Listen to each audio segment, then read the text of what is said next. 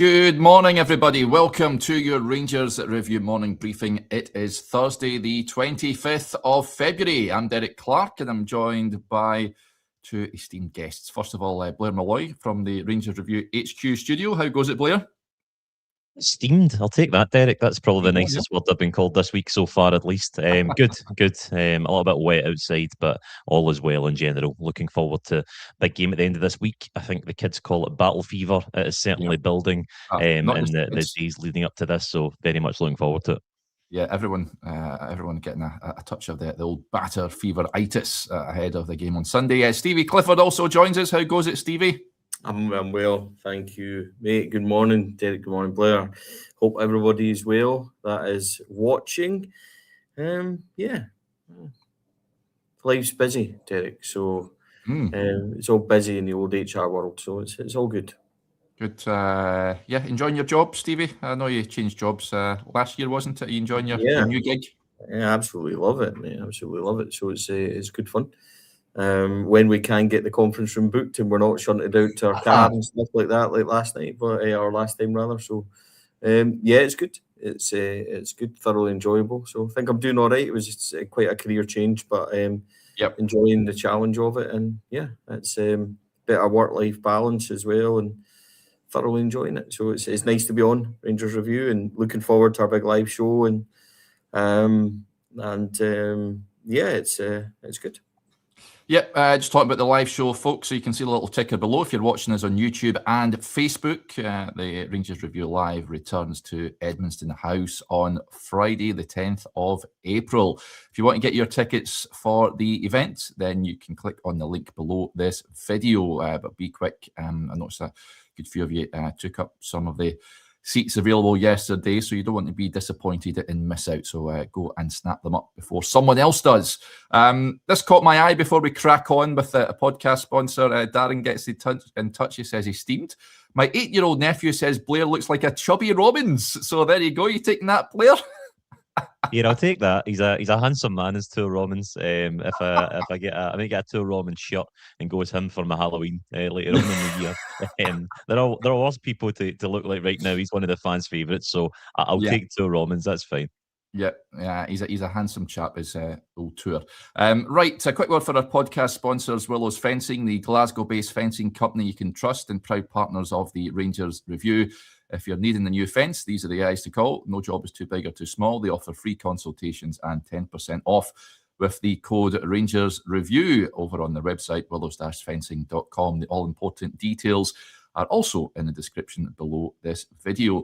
Right, Stevie, I've not spoke to you since the weekend, of course. What do you make of it? 2 points dropped at Levy. Were you there at the game? I did notice posting an image behind the goal, but what did you make of that? Ultimately, disappointing to drop points on the road again.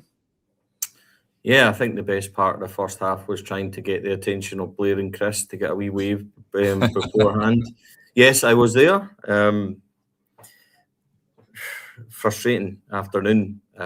My own opinion was that they turned up thinking it was easier than what it was, and that there was a lack of urgency, a lack of intensity. I think they were too slow, and that caught us out. And I think when they went 2-0 down, they suddenly thought, oh no, we need to get a move on here. And then they started playing with the correct kind of intensity in that. And by then they left themselves a mountain. He needs to fix that. I don't know how you fix it.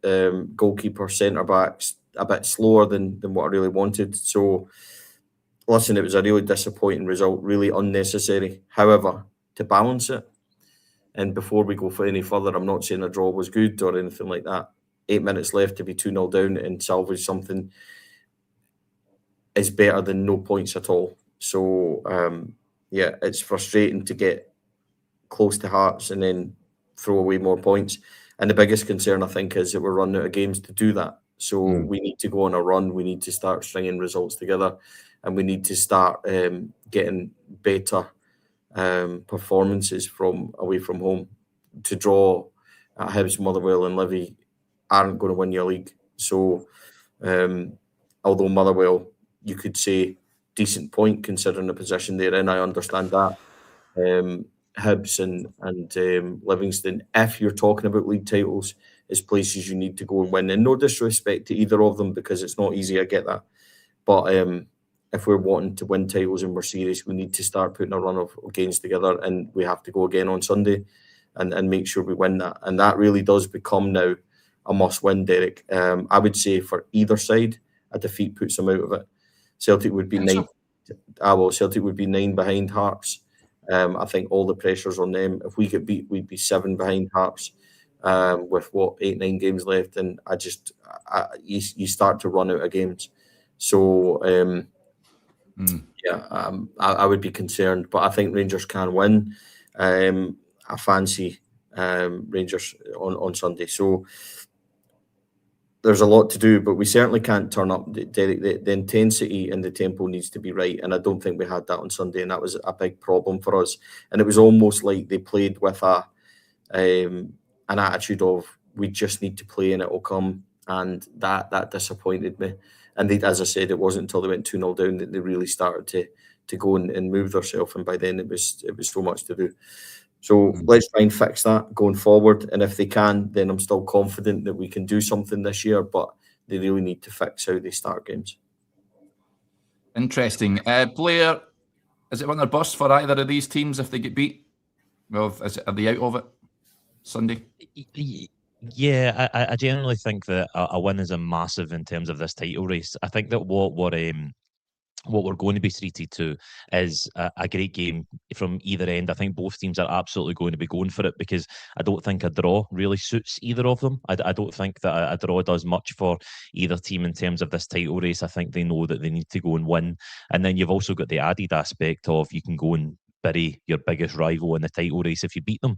Rangers can go out there on Sunday and essentially end Celtic's title hopes in front of a packed Ibrox. And if these players need any more motivation than anything to go and do that, I don't think that's possible. So they'll go out there knowing that a win is really, really crucial in order to keep in touch and distance of Hearts, because like Stevie says, you do eventually get to a point where you run out of games, and Hearts, if they maintain that sort of lead, they'll just try and keep ticking over and really wind those games down, because the pressure's going to get even more intense on both them at the top of the league and also the chasing pack and Rangers and Celtic as well.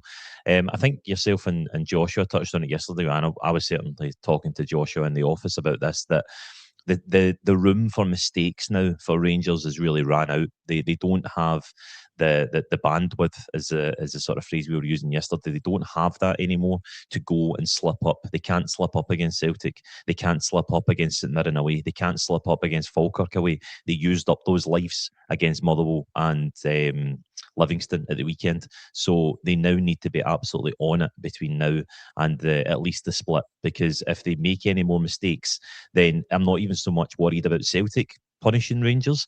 The bigger concern is that Hearts are going to keep winning games, and they're going to extend that gap, and we're going to get to a point where there just isn't enough games left to catch them. Yep. I wanted to direct this to you, Stevie. Nick Brown gets in touch. He says, "Hi, Derek. Sunny day in Rockingham, Western Australia. G'day, mate." He says, "Can you ask the panel? We need to win every home game and a minimum of 2 away draws to win this championship."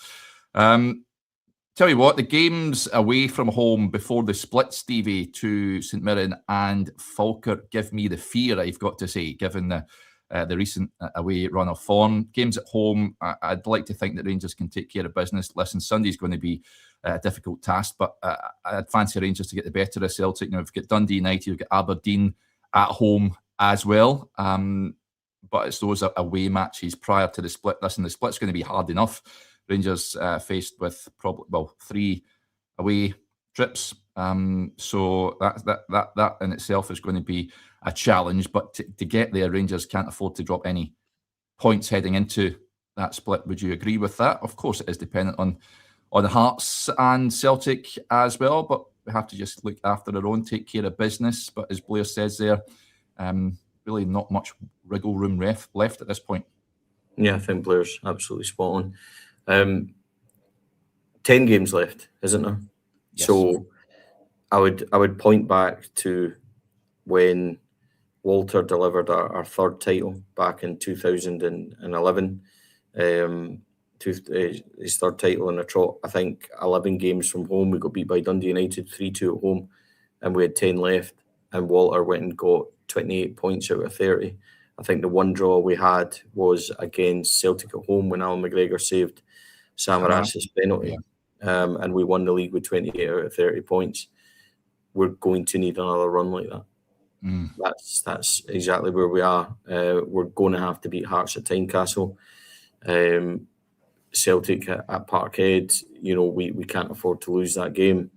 Or if we don't win at Tynecastle, we can't afford to lose that game, and we need to then go and win at Parkhead. It's one or the other. And that means, beating Motherwell and beating Hibs and stuff like that after the split as well. But before we get there, it's absolutely imperative that we get these 5 wins. And with that, you get momentum and you go into the split in a good place. With that, still hopefully chasing a double. No disrespect to anyone that we're about to play. And, I say that and I do have respect for Celtic because they are defending champions. They're not in a good place, but that can change. Anything can happen in a derby on a Sunday. But what I would say is that this is Ibrox and we're in a good place at home at the moment. So we need to make these 2 games against them count. We really, really do. And at home in the cup, we have to enforce ourselves. So a couple of big weekends coming up, Derek. We take one at a time starting on Sunday. But league games, I'm with Blair. There is no room anymore because you can say, right, we'll take a draw on Sunday. Better than a defeat. That's 6 behind Hearts. That gives them 2 games in the bank. And there's only 9 left after that. And it starts to run out. So, yes, they need to go and play Motherwell twice. Yes, they need to go and play Celtic. And there's still room for them to slip up in their fixtures. But if we give them too much rope to do that, we're never going to catch them. So Rangers have to, and we could actually do with Hearts as well, throwing away a game that they didn't really expect to do. And they haven't done that. See the Falkirk 1-0 and the Levy 1-0. Bounce back, yep. Yep, the Dundee game, and these are the ones that they're getting, and that's championship winning form, unfortunately for us. We need them against Aberdeen at the weekend or something, and as dreadful as Aberdeen are, to try and get a draw or something there with a result that they weren't expecting, and they haven't had that yet. So the defeats and stuff they've had, you could maybe, against Hibs and whatever, you could count on them, but the results against the other teams where you're hoping they've won them all. So we need that to happen for us, being able to rein them in a wee bit, because unfortunately we've done exactly what we need them to do. So it's one of those ones, Derek, where I'm with Blair. You just need to catch up. Do we need a run like Walter had? Yes, we do. We can't afford a defeat, and we certainly can't afford a defeat to our rivals. Because that will count us out. The incentive for Rangers is massive on Sunday. Go and knock them right out of there. And they're on the verge of implosion across the city, and we have to maximise that. And normally is the other way about. We have to make sure that we go and put our foots right on their throat. So spit it out, Stevie. Our foot right on their throat. That's what I was trying to say. But the opportunity is there for Rangers to really go and kill them off, and we have to make sure we do it and then take that momentum into the close of the season. It's massive for us. Celtic Can I just add to that, Derek? Sorry, before we move on, just to add to that point that Stevie made there, I think there's no point going and beating Celtic in the league and then in the cup if you think that's your season won, because it's not. If Rangers go and pull off 2 victories in the next week, it's going to be massive. It's going to have the whole place on a high, and it's going to prove that this team really do have something about them. But if, like we've charged at this Rangers team so much, they can get themselves up for these big occasions and then it falls off with the perceived, lesser teams, if you will. There's no point in beating Celtic if you can't go to Falkirk and win. There's no point in beating Celtic if you can't go to St Mirren and win. This is a mentality thing for this team now, and they need to be able to do it on the big stage against Celtic, but they also need to realise that this is not the season done. As much as we see it as a bit of a crescendo and a bit of a high watermark and be able to basically end Celtic's season, you can't see that as the end point. The end point is catching Hearts now, and Rangers need to go and win these games. Like Stevie says, a la Walter 2010-11, you need to go and continually grind out these results. Because beating Celtic will be good, but it won't win you anything.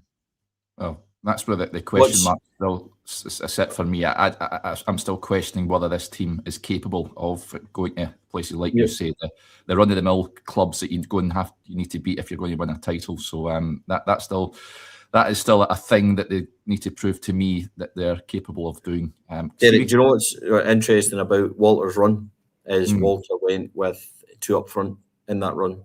Yeah. He changed his whole belief system in that run-in. We beat Motherwell 5-0. We beat Hearts 4-0. We beat Kilmarnock 5-1 on the final day of the season. As well as killing a lot of teams off. Remember Dundee United, they scored 2 in the first 20 minutes and stuff like that, and a 2-0 win.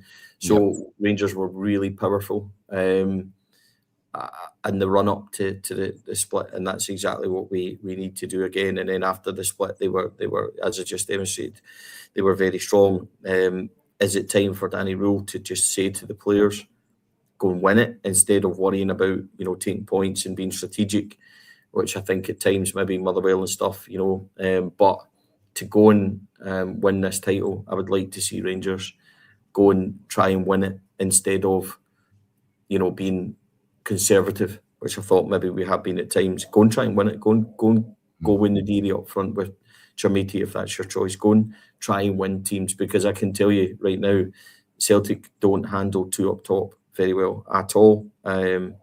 Stuttgart, the movement and stuff like that absolutely killed them. Their goalie is extremely dodgy, and we need to pressure them. So go with 2 up and go for them, and go and have a go. See if they don't win, but at least they're they go for it. Then I'd rather do that than be on my knees and be conservative and miss the opportunity by a dull draw again. I would love to see us go and have a proper go at it. And yes, Walter had Naismith, Jelavic, Lafferty and stuff like that, but we've still got strong forwards, Mikey Moore, Nadiri, Chermiti, Skov Olsen, there's Gassama. There is players there. They need to turn up. Absolutely they do. But I would love to see us go and have an actual go at this. Go and try and win it instead of winning it in a way where we're, not on the front foot. So go 2 up top. Go and have a right go at teams. Go and try and win games. Go and try and score goals and force our will onto teams instead of waiting and seeing what's happening. And there's question marks over individuals and stuff like that. Of course, there is. They need to bring their A game. When you turn up to Levy and 5 of them aren't playing well like it was on Sunday, you're going to struggle. So they need to look at themselves as well. But I'd love to see Danny just go a wee bit for teams. You and me both. Just on Hearts, love this analogy. Maze 4 says, Hearts just won't flush. They won't. They are showing title-winning form. Now this time there's a setback, they seem to. And folk, Blair, you've said it on record. You expected them to fall away. Do you still stand by that? I'm getting a bit worried. I'll be honest, Eric. I thought it was a certainty that at some point over the course of this campaign they would go on a little bit of a losing run. Now, I know that was. I'm sure it came out last night that Stuart Finlay is out. And Igjiu, the midfielder, he's out as well. They're also missing Cammy Devlin, they're missing Lawrence Shankland. But what's really impressed me is that the fact that they've been missing Shankland and they've been missing Devlin, probably their 2 key men, and they've just kept winning. They've just kept grinding results out. They've kept ticking over. I really thought that maybe, and we used this analogy on Sunday, Derek, when I said that it was like a boxing round and Rangers had landed one on Hearts with that 4-2 game, and then by drawing against Livingston, they've let them get back off the ropes. They've let them get back up. And Hearts seem to be going from strength to strength. Now, while I might not fully subscribe to my earlier way of thinking that Hearts are going to lose 5 games in a row, I don't think that's going to happen at this stage. But what I do think is that they will drop points between now and the end of the season. But the real question is, are Rangers good enough to go and capitalise on it? That is the question that we don't know yet. Are Rangers good enough to go and apply that pressure and make Hearts slip up? Because these Hearts players will know they're really close to achieving history. And if Rangers can be right behind them, waiting for any slip up, then you never know what can happen. Psychologically, that could be a massive thing. But all Danny Rule can do at this point is make sure that Rangers are in the position to make sure that if they do slip, Rangers can capitalise on it. Because there'll be nothing worse than if Hearts do start slipping up and Rangers aren't able to take advantage of it. Yeah, but the games before the split for Hearts, as Stevie touched on, they've got Aberdeen at Tynecastle this weekend. Then they've got an away trip to Kilmarnock, which won't be easy. Hopefully Finlay Curtis can do us a favour there. Home game against Dundee, Stephen Presley returning. Away to Livingston. And I think as much as it was disappointing Rangers going there recently, Marvin Bartley has made them harder to beat and more resolute. So I wouldn't discount Livingston taking points off Hearts in that game. And then before the split, they have a home game against Motherwell. None of them, Derek, see, as we go on, and none of them are easy. Away to Kilmarnock, tricky. At home to Dundee, who are a really good side, tricky. Yeah. Away to Levy, awkward. Home to Motherwell, they'll get played off the park. Can they get the ball? Because nobody can get the ball off Motherwell. Can they get the ball? And by the way, Motherwell might be in a very interesting position at that point also. So, Motherwell have got to be looking up thinking we can catch teams. So Motherwell can't be ruled out of anything. If they win their game in hand, 7 points behind, they are right in it also. So that's not an easy run for Hearts. Yes, you can say Tynecastle, but Tynecastle has been edgy. And, Aberdeen, they'll be looking at that thinking strong game, but Aberdeen don't like them either. So they'll try and raise their game and stuff like that. Every game is going to be difficult, much like their trips away to Kilmarnock and away to Levy are as difficult as our games away to St Mirren and away to Falkirk. They've got banana skins written all over them. So we just need to take ourselves one game at a time. It would be nice if they can start slipping up, but people look at it and say, they've got the easier run in on paper and everything else. Games aren't played on paper, as we well know, and Hearts have got very difficult games. And the more it goes and the closer they get, or the more expectations put on them, the more nerves in the stands, on the pitch, everything will start to come into play, and Rangers just have to be there. As Blair said, there's no point. It'll not be difficult for them if they're 6-7 points clear of everybody else, because they'll have room. If we are breathing down their throats and 2 points behind, 4 points behind, and constantly chapping and getting results, then it's difficult for them. But we need to maximise and make sure that we're pressurising them, because that run, as much as you might think, I don't think that run's easy. No. Dundee at home's a banana skin for them. Dundee are a good side.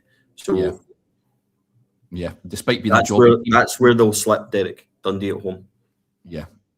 Hopefully Stephen Presley and his team can do us a favour there. Will Sanderson says, can we get Albert Kidd to play for Dundee against Hearts? Maybe Simon Murray can do an Albert Kidd for us and put Hearts to the sword. But absolutely, they've got testing fixtures coming up. But there is another flip of the coin. David Proven gets in touch. Hearts win on Saturday. They're 7 clear of us and pressure dialed up to the max for Sunday. Yeah, absolutely. That's what happens when you're in a title race and you play before your rivals. An opportunity to go clear and then put the pressure on. So, it'll be intriguing to see what happens over the course of the weekend. But listen, it's exciting for me. Too many times Rangers have been out the picture by this point of the season. So it's just great that not just it's a Rangers and Celtic affair, but you're looking at the results of Hearts and even Motherwell as well. So, it can only be good for Scottish football. So I'm all for it, and hopefully long may it continue, as long as Rangers finish top of the pile come the end of the season. A few points coming in. Pedro with a pressing issue. He says, what coffee are you having today, Derek? Just a simple espresso, Pedro. No nonsense in my Diego Maradona cup. You were over in Naples recently, Stevie, weren't you? Did you enjoy your trip? Yeah, it was really good. Seeing Napoli beat Fiorentina 2-1. De Gea was in goals for Fiorentina, which was a bit of a blast from the past. Cool moment for me, because I'm a big De Gea fan. So it was great. Met Scott McTominay and spent some time with him, and obviously Billy. Billy's back around the squad now. He's played some minutes. He's back on the bench, getting fit again. So also met Rasmus Højlund. Tried to get him to come up the road. You get a game? he actually spoke quite nicely of Rangers, actually. So good guy, Rasmus. Come and get me, please. So yeah, it was a great trip. Naples Stadium is quite unbelievable. So yeah, it was a good trip. I really enjoyed meeting Scott McTominay. I will say this, Derek, and I don't mind saying it in the slightest. Talk about meeting like your favourites and all that. He's a fantastic person. The time he gave us and the wee fella and everything else, he's just a really, really nice guy. So we had a good time, got some pictures with him, and he spent a lot of time with us. So yeah, really, really, really nice to meet him. What a player he is. So left him with a simple instruction: go and win the World Cup for Scotland in the summer. Should be nice and easy. Couple of things though, Derek, to bring up, if that's all right. Under 19s won last night. Well done. In the Glasgow Cup, Ryden Maguire in goals. Saved 3 penalties. That name you may know from my era. His dad, Philip Maguire, used to play for Aberdeen in Dunfermline. Goes everywhere now to watch Ryden. Popped up next to us at Fir Park because Ryden was the third goalkeeper that night out training and stuff like that. So Ryden's a very, very, very good young goalkeeper. A lot of interest in him. He's still got a year in his contract, but Rangers are working to tie that down. The other thing I want to bring up as well, Derek, is that very certain legendary Davy Cooper was born on this day in 1956. Yes. He would have been 70. And it's Davy Cooper, and one of, without doubt, my very early heroes. I remember seeing him on the 10 and 6s and stuff like that, and he was just an absolute joy, as well as seeing him on the pitch for Rangers, and then even early memories of him triumphing with Motherwell in that Scottish Cup against Dundee United back in the 90s, I think 1990, the 4-3 game, where Ali Maxwell, I think, hurt his spleen and still played on, and it was just an epic game. So, Davy Cooper will always be remembered as a legend of this football club, that's for sure. And I thought it was worth bringing those things up. Absolutely. I did pass his graveside last week, incidentally, and just thought to myself, just taken, as a comment comes in here from Bob, taken far too soon. Absolutely, just 39, which is heartbreaking, really. But what a player he was, and I'm sure he'll be watching down on Rangers, and let's hope that his beloved club can do the business this season. But absolutely world-class player and a world-class human being as well. So glad you brought that up, Stevie. Thank you for that. Moving on then from that, and with Sunday approaching, guys, this comment from Blazing Blue 72 says, who should start Sunday, please, Derek? So now we will hear from Danny Rule on Friday with who is in, who is out. I very much hope Dujon Sterling is fit for the game. If he is, the team I would be selecting, I think he's got a big call to make at centre half. I would be tempted to bring in Nasser Giga for John Suter. I do not think he will, though. Midfield is interestingly, I asked Joshua this yesterday. He's got a decision to make there. Diamandi and Raskin tend to play well against Celtic, but I've been a big fan of Chukwani since he's came in. Do you play all three? Do you start Skov Olsen? That's another one that would I start Skov Olsen? I'm not entirely sure I would. Do you stick with the team that started against Hearts? I think there's a shout and an argument for that. But Blair, if you're Danny Rule, what are you going with? Just to go back to a slightly earlier point before I get into my team, Stevie saying that Dundee is the game that Hearts are going to slip up at. That would be the ultimate vindication for you, Derek, wouldn't it? Simon Murray sinking Hearts' title chances, even though he's not a Rangers player. You're finally getting what you always wanted. Simon Murray scoring vital goals for Rangers. I'll give you my team for Sunday. This is what I think Danny Rule might go with.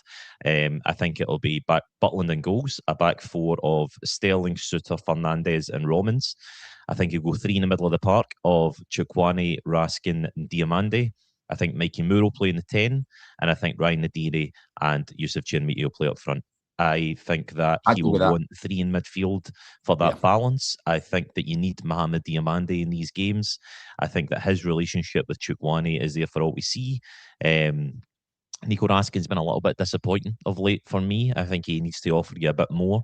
But as part of the three, I think we've seen it earlier in the season, that Diamande, Raskin and Barron trifecta worked so well earlier in the campaign. So I think he might try and harness a little bit of that again for these big games. I know people really want to see this 4-2-2-2, but I think this way you get the best of both worlds. You get the midfield control with Diamande taking the ball in those tight spaces and on the half turn, and you get your two up front because you get your Chermiti and Nadiri front two. And I think Sunday was, again, real proof in the pudding that Yusuf Chermiti is not a lone striker. He needs a partner up there with him. He needs somebody up there to help him. And Mikey Moore playing in the hole is where he should be playing. I don't want to see Mikey Moore on the wing anymore. I don't want to see him getting shifted out wide. I want to see him driving towards the central defence, driving around the penalty spot and getting the ball on the deck and really getting him running at players, because this Celtic defence will crumble if you have Mikey Moore running at them. Of that, I'm pretty certain. So I'd like to see that. Obviously, if you get two Robins overlapping on one side, Dujon maybe a little bit more retreated, but I think that gives a lot of balance. And I agree with Stevie at that earlier point. I think that two up front is the way to go for the rest of the season. I think the optics of it are great. I think the fans will buy into it straight away. And if everyone turns up on Sunday and sees a front two of Chermiti and Nadiri, then there's just that lift, there's that confidence given to everyone. And then, as I've said before, Gassama coming off the bench, I think Scott Olsen coming off the bench as well. I don't think he's been wonderful in the last few weeks, so I think coming off the bench might suit him a little bit more. And then you've got plenty of options to throw in Majovski, Asgard, any of those you like later in the game. Barami as well, who probably maybe find himself hard done by not to get considered for a start. He played well against Livingston, but I think that team and then those options on the bench, I think you've got a lot of depth there to go and really have a go at Celtic. Stevie, any alterations to that you would go with? Lack of width. Is it a bit too defensive for a home game? I actually quite like it. That's your counterpoints, I think, with the points Blair made about Bayrami, Schovols and Gassama.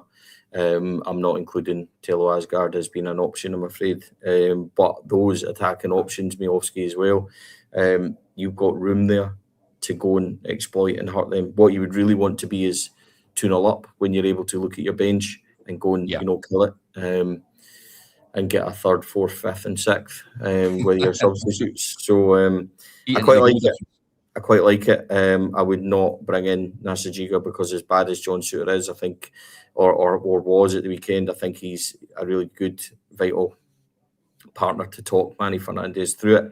Nasajiga had struggled a wee bit at times and been good at others. So the problem with your centre halves is every one of them have got brain fog in them. So who do you put there? Two Romans, yes, absolutely. He needs to bomb down the left. Mikey Moore being free can then, double up and go over. But what Mikey Moore needs to do in that situation is get beyond Nadiri and Chermiti.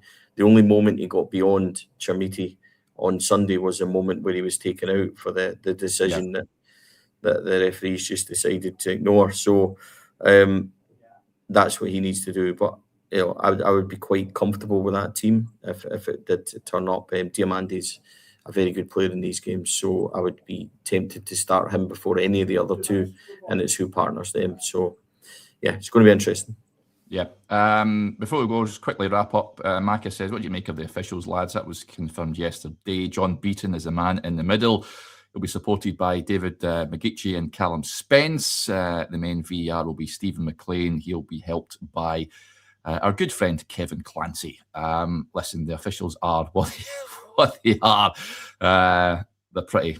They're substandard. We all know this. No matter, I don't think there's one official that would want to come in and everyone would be going, that's it. That's the best referee in Scotland. They're all pretty poor. So it is what it is. I just hope that we're not talking about them for days afterwards. But I would not bet on that, unfortunately. So that is what it is. Stevie, what you come out your retirement and referee the game on Sunday? I would probably want myself and Bobby Madden. Bobby in the middle, I can do the line, but I'll tell you what, like, it really is the who's who of. Yeah. I'm just going to say the same thing again. Willie Collum, since he took over, the standard of refereeing is atrocious. The standard of decision making throughout the league, and I would point to St Mirren's decision last week. I think that Callum Slattery's reaction to that for Motherwell was a disgrace, and we should be looking at players that do cheat like that. I would also point to decisions against ourselves. I thought the decision on Sunday at Livingston was a disgrace, to be quite honest. There's referees appearing that I've never seen and heard of, that are fast-tracked, just don't have the experience. You know, go and doing 11 games at Drumchapel without any assistance, and it's a running war, and that's how you get your experience. These guys are hand-picked and hand-fed and put all the way through, and I just don't think it works. I think the standard of officiating is actually dreadful. I will never understand how they came to that decision on Sunday with the cameras and things that are available to them, and to spend 4 minutes watching it and then just decide, no, we'll not give anything. I think it's absolutely woeful. So the standard of officiating just is dreadful. And I, again, point to Willie Collum. I think that since he's took over, it's got worse. And it's great him having a wee YouTube show on a Friday night and telling everybody this, that, and everything else. It's a load of absolute nonsense. How about we try and improve the standards in this league, because it's long overdue. And I'm sorry, Derek, to go on a rant, but the standards are absolutely dreadful. And I would back myself to do a better job than these officials that are on the pitch, because there's no common sense, there's no decision making, there's no leadership, there's nobody in charge of games and stuff like that. And the things that they let teams away with is just honestly horrendous. So no, the officials on Sunday, Stephen McLean and Kevin Clancy on VAR, forget it. John Beaton, your man in the middle, poor referee. So no, I'm sorry, but it's just a really poor selection. Yeah, it is, and I can't see it improving anytime soon. With not with him in charge. Nah. They had a chance. I said this before. They had a chance to think outside the box, and they didn't. They went for a guy that they knew already. So there you go. Right, that will do us there. Big thank you to Stevie and to Blair and to each and every one of you for interacting with the show and your support to the channel, folks. Thank you once again. I'll be back tomorrow morning. Until then, enjoy your Wednesday, whatever you are up to, and we'll chat again soon. Bye for now.